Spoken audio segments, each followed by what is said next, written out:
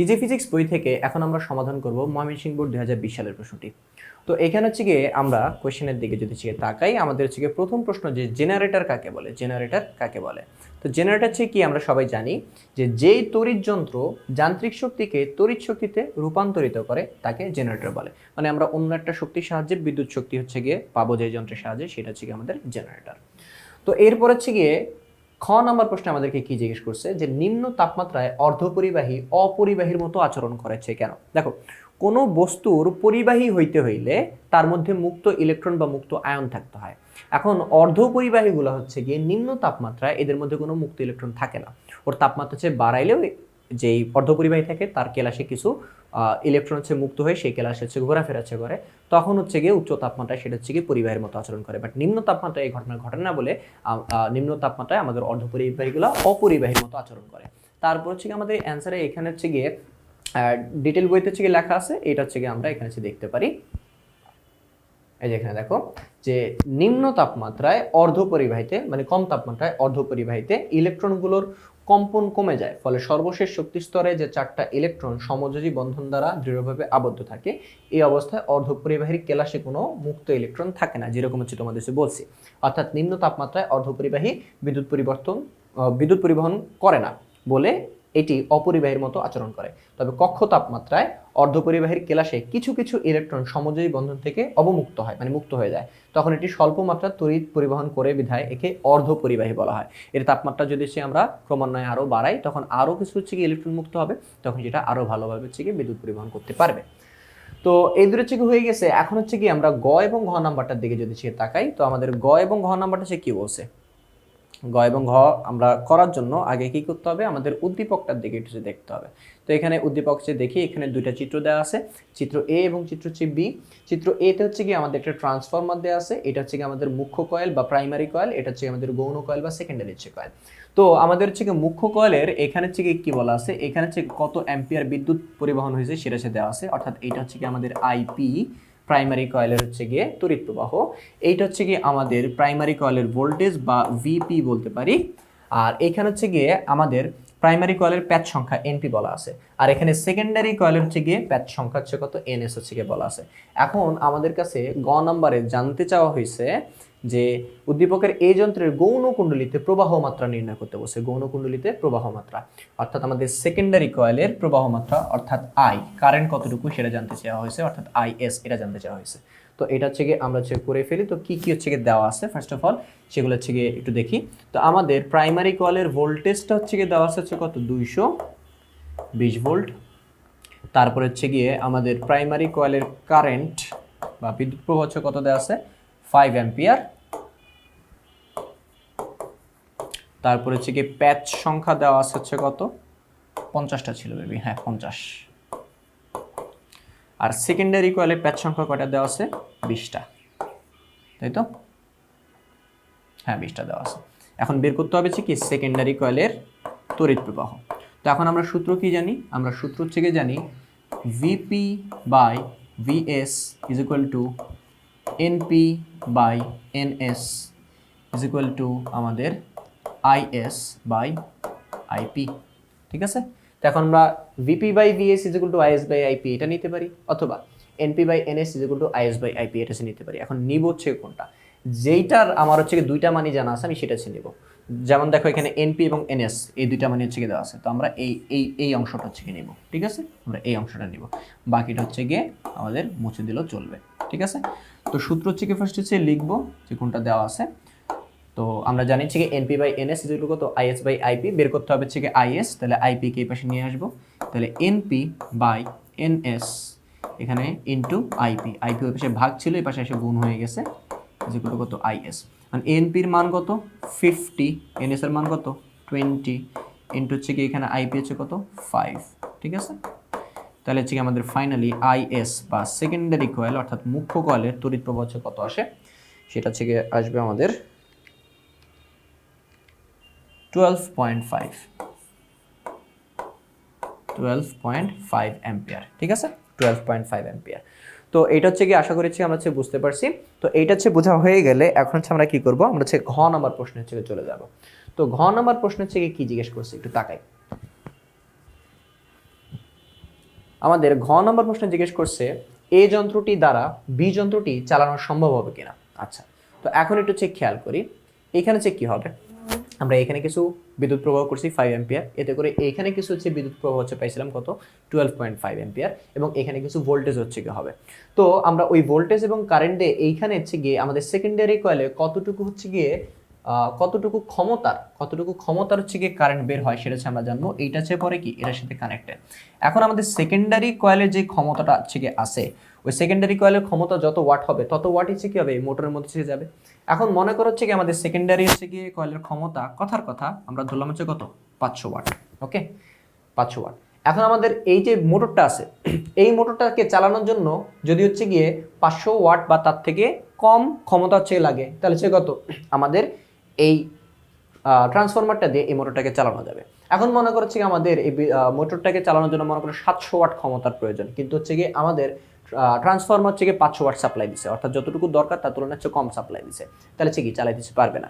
তাহলে এখানে হচ্ছে আমাদের দুইটা জিনিস লাগবে, একটা হচ্ছে কি আমাদের সেকেন্ডারি কয়েলে কতটুকু ক্ষমতা হচ্ছে গিয়ে সে প্রোভাইড করে, আর হচ্ছে গিয়ে দ্বিতীয় জিনিস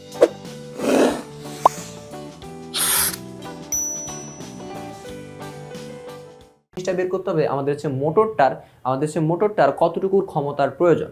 ওকে, তো এইটা হচ্ছে গিয়ে প্রথমে হচ্ছে আমরা বের করে ফেলি যে আমাদের মোটরটার কতটুকু ক্ষমতা প্রয়োজন।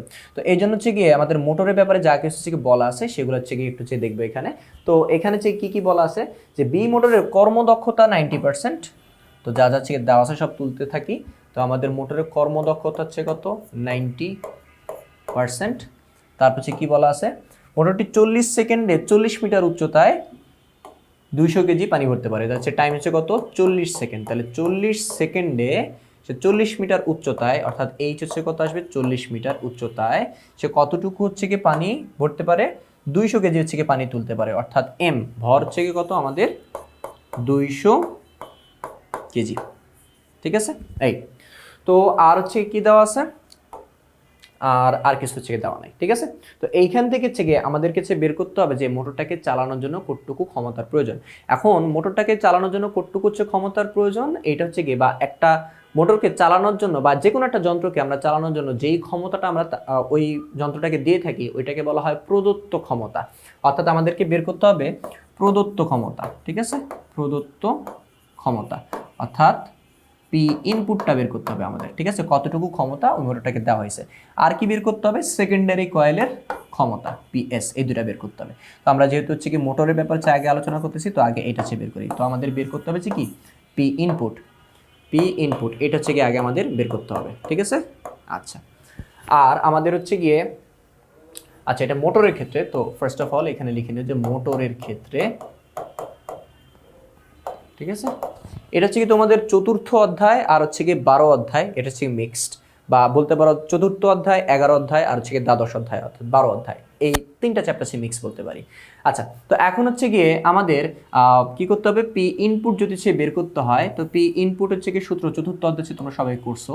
তো ইটা ইজ ইকুয়াল টু কত P output by P input into 100%, এই সূত্রটা নিশ্চয়ই আমরা সবাই পড়ছি। তো এইখান থেকে আমরা যদি পি ইনপুট এইটাকে যদি বের করতে চাই তাহলে আমাদের ইটার মান লাগবে আর হচ্ছে কত পি আউটপুটের মান লাগবে। তো ইটার মান আমাদের জানা আছে কত 90%, এটা হচ্ছে আমরা জানি। পি আউটপুটটা নাই, ঠিক আছে, পি আউটপুটটা কিন্তু এখানে দেওয়া নাই। তাহলে সবার আগে কি করতে হবে আমাদের পি আউটপুটটাকে বের করে নিতে হবে। তো পি আউটপুটটা আগে হচ্ছে বের করি। তাহলে হচ্ছে গিয়ে আমাদের এই মোটরের পি আউটপুট অর্থাৎ কার্যকর ক্ষমতা যেটা, তো কার্যকর ক্ষমতার সূত্র কি M G H divided by T. তো এখন জাস্ট ভ্যালুগুলো বসাই দিলে হয়ে যাবে। এম এর মান হচ্ছে কত 200, জি এর মান তো সবাই জানে হচ্ছে 9.8, এটা কোশ্চেনও বলে দিছে। এইচ এর মান হচ্ছে কত 40 ডিভাইড বাই টাইমের মান হচ্ছে কত 40। তাহলে এখন যদি আমরা হিসাব করি এখানে হচ্ছে তাহলে কত আসবে 200 ইন্টু 9.8 ইন্টু 40 ডিভাইড বাই 40, এখানে হচ্ছে কত আসতেছে গিয়ে 1960 ওয়াট। তো পি আউটপুট পেয়ে গেছি। পি আউটপুট পাওয়া হয়ে গেলে এখন হচ্ছে আমরা ইজিলি পি ইনপুটও বের করতে পারবো। আবার আমরা জানি ইটা ইজ ইকুয়াল টু কত P output by P input into 100%, তাই তো, এটা থেকে জানি। তো এইখান থেকে কি করতে হবে আমাদের পি ইনপুট বের করতে হবে। তাহলে P input is equal to কত P output by eta into 100%। Just এটাকে এখানে নিয়ে আসছি, এটাকে এখানে নিয়ে গেছি। তো এরপরে হচ্ছে গিয়ে আমরা ভ্যালুগুলো বসাই দিব। পি ইনপুট পি আউটপুটের মান কত ছিল 1960, আমাদের ইটা ডিভাইড বাই ইটা, ইটার মান হচ্ছে কত 90%, ঠিক আছে। তো 90% এখানে বসায় দিই, 90% ইন্টু হচ্ছে কত 100%। তো এইখানে যদি এখন আমরা হিসাব করি তাহলে হচ্ছে কত আসবে 1960, তার সাথে 100% গুণ ডিভাইড বাই হচ্ছে কত 90। তাহলে হচ্ছে গিয়ে এইখানে হচ্ছে গিয়ে আমাদের পি ইনপুট আসে 2177.78 ওয়াট। অর্থাৎ আমাদের মোটরটাকে হচ্ছে গিয়ে চালানোর জন্য হচ্ছে গিয়ে কত 2177.78 ওয়াট এই পরিমাণ হচ্ছে ক্ষমতা হচ্ছে গিয়ে লাগবে, ঠিক আছে। এই পরিমাণ হচ্ছে ক্ষমতা হচ্ছে আমাদের কি প্রয়োজন। তো এখন হচ্ছে গিয়ে এইটা হচ্ছে চেক করতে হবে যে আমাদের যেই ট্রান্সফরমারটা ছিল সেই ট্রান্সফরমারের সেকেন্ডারি কয়েল এই পরিমাণ হচ্ছে গিয়ে পাওয়ারটা হচ্ছে গিয়ে সে জেনারেট করতে পারে কিনা। তো এখন হচ্ছে গিয়ে আমরা কি করব, ট্রান্সফরমারের ক্ষেত্রের ব্যাপারটা হচ্ছে বের করে ফেলবো। তো ট্রান্সফরমারের ক্ষেত্রে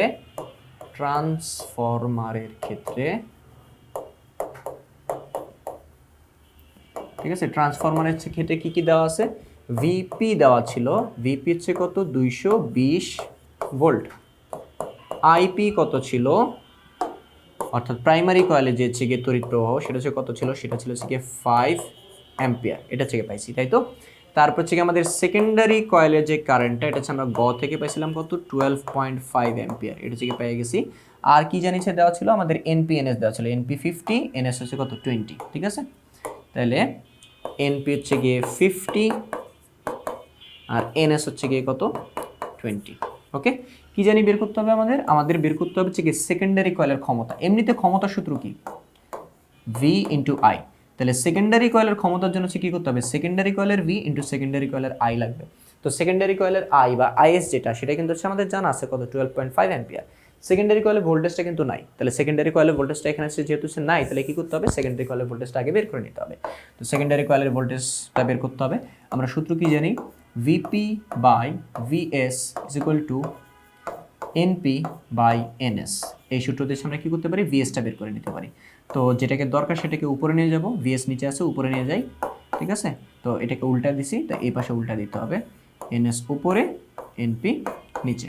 তো ভিএস ইজ ইকুয়াল হচ্ছে কত এনএস বাই এনপি, তো আগে থেকে ছিল, ভিপি এই পাশে ভাগ হিসেবে ছিল, এই পাশে এসেছে কত গুণ।